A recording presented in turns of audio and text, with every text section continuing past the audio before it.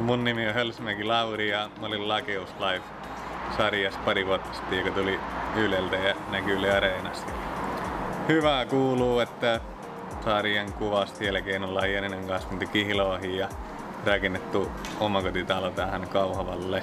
Rakentaminen jännitti aluksi tosi paljon, kun kuullut kaikkia kauhutarinoita siitä, että kuinka se on raskasta ja voi mennä huonoksi, mutta me onneksi löydettiin hyvä kirvesmies ja meillä oli oikea asenne, niin tykättiin kyllä rakentaa tupa ja saatiin itse suunnitella ja olla mukana siinä, niin suosittelin kyllä kaikille.